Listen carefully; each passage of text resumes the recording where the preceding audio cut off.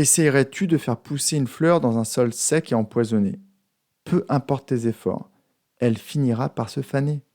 Alors que si tu mets la même graine dans un bon terreau, elle éclora. C'est pareil pour toi. Comment veux-tu te sentir épanoui si les personnes autour de toi ne le sont pas? Plus j'avance, plus je prends conscience de l'importance de l'entourage humain. C'est quasiment impossible de ne pas boire d'alcool si tous les week-ends on t'invite à le fêter avec des bulles. C'est impossible de faire attention à ton alimentation si ceux qui t'entourent pensent qu'une vie heureuse, c'est d'avoir le ventre bien rempli. Impossible encore d'exprimer un beau sourire sur ton visage quand la majorité des personnes autour de toi passent leur temps à nourrir leur petit loup noir et à faire la tête.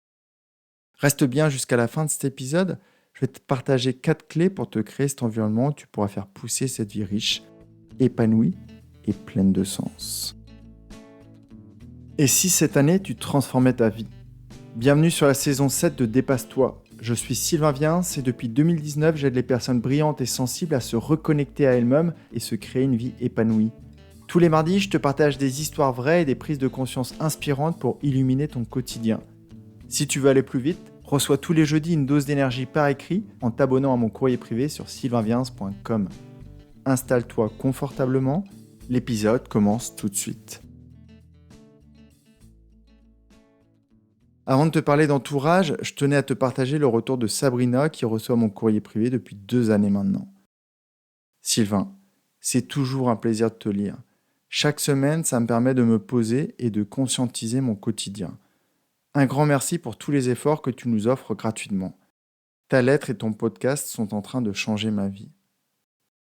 Merci Sabrina pour ton message. Tu sais que ça ne me demande pas énormément d'efforts. Je prends beaucoup de plaisir à enregistrer mes épisodes et à écrire à ma communauté toutes les semaines.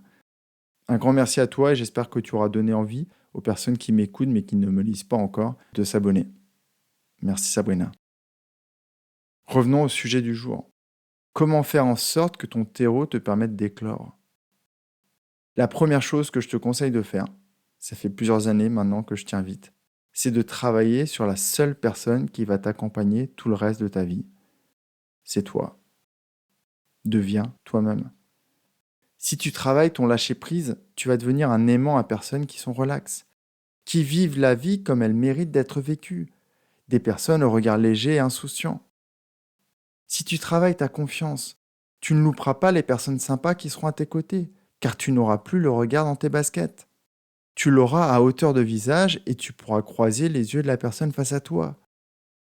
Si tu travailles tes émotions, ton calme sera un répulseur pour toutes les personnes qui ne sont pas capables de le faire ou qui n'en ont pas envie. En revanche, tu attireras celles qui aspirent à une vie apaisée, en paix à l'intérieur.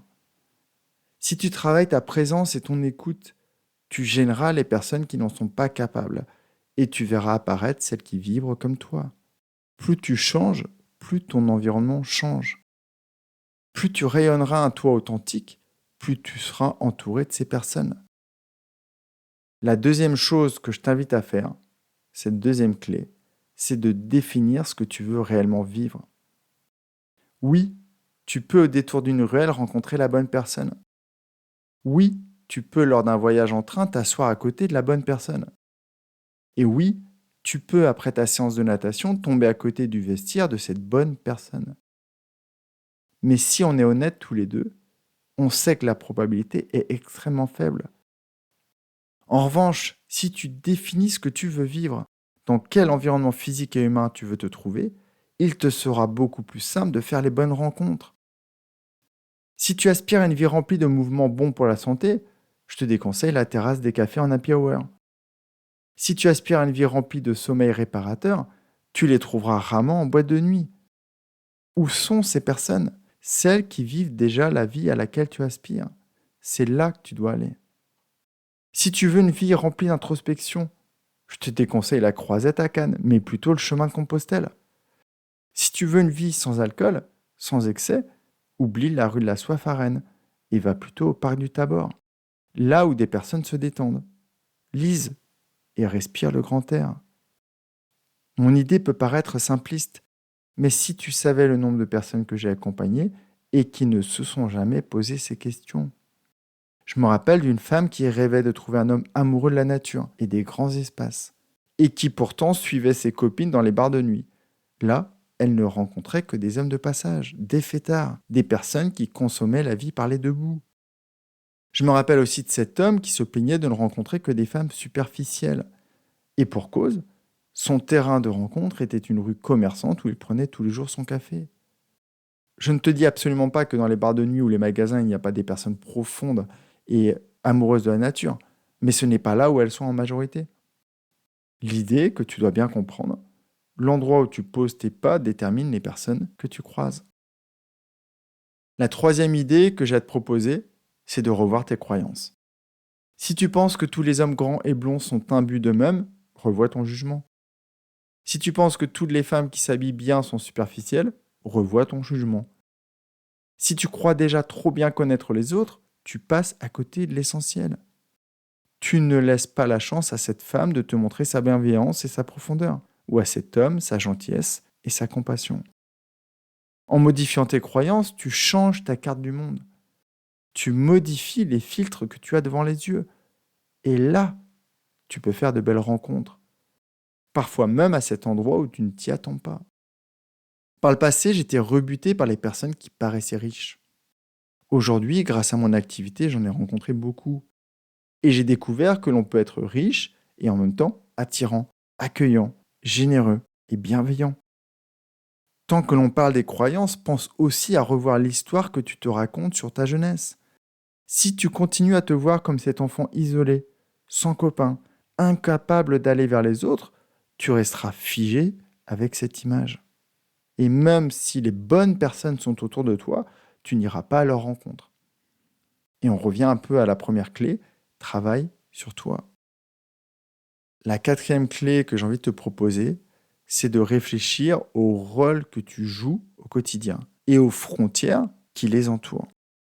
Si tu es salarié et que tu ne questionnes pas les endroits que tu fréquentes, tu ne rencontreras que des salariés, tes collègues, tes managers. Et ta valeur liberté risque de rester sur sa faim. Si à l'inverse, tu côtoies des indépendants, là, cette valeur sera nourrie. Si tu es parent et que tu ne côtoies que des parents, tu entendras rarement des récits d'aventure. Alors que si tu rejoins un club de sport, tu pourrais rencontrer une femme qui prépare l'ascension d'une montagne ou un homme qui planifie de traverser la Méditerranée à la nage. Regarde aussi tes relations actuelles. Te nourrissent-elles? Te sens-tu reconnu et aimé à travers elles? Parce qu'il y a un truc que tu dois comprendre. Pour attirer les personnes que tu mérites, il te faudra de la place dans ton quotidien. Et peut-être que pendant un moment, tu vas devoir accepter du vide.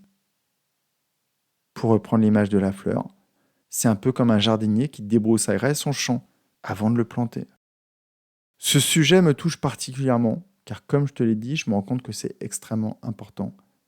Hier, j'ai envoyé un message à des personnes que j'ai accompagnées pour leur proposer de rejoindre un groupe que je suis en train de créer. Cette envie est née des partages que j'ai eus, car beaucoup d'entre eux me disent qu'il est très difficile de rencontrer des personnes avec cette dynamique de croissance personnelle. Avant de m'envoler, je voulais te redonner les 4 clés. Travaille sur toi et tu attireras naturellement ceux qui se reconnaîtront dans ton énergie. La deuxième idée, définis la vie à laquelle tu aspires. Plaisir, stabilité, consommation, ou bien joie, croissance, changement et profondeur. Et là, tu sauras où aller chercher les bonnes personnes. La troisième idée, c'est revois tes croyances et offre-toi la chance de rencontrer des personnes que tu aurais peut-être écartées. Et enfin, ma dernière idée, questionne tes rôles. Redéfinis tes priorités et ouvre-toi de nouvelles opportunités de rencontre. Rappelle-toi de bien choisir ton équipage, car tu finiras toujours par voguer dans la direction de ceux qui rament avec toi. J'espère que cet épisode t'aura inspiré et qu'il t'aura donné envie de te créer une existence entourée de personnes qui aspirent à la même vibration que toi. Merci d'être encore là à m'écouter. Prends vraiment bien soin de toi. Je te dis à jeudi. Merci d'avoir écouté jusqu'ici. Et si cet épisode t'a parlé, il parlera sûrement à quelqu'un que tu aimes, alors pense à le lui partager tout de suite. Un simple message peut parfois transformer une vie. Et si ce n'est pas encore fait, laisse-moi une note sur ta plateforme d'écoute et abonne-toi au podcast pour ne rien rater. Prends vraiment bien soin de toi. Passe une magnifique journée. Bye bye.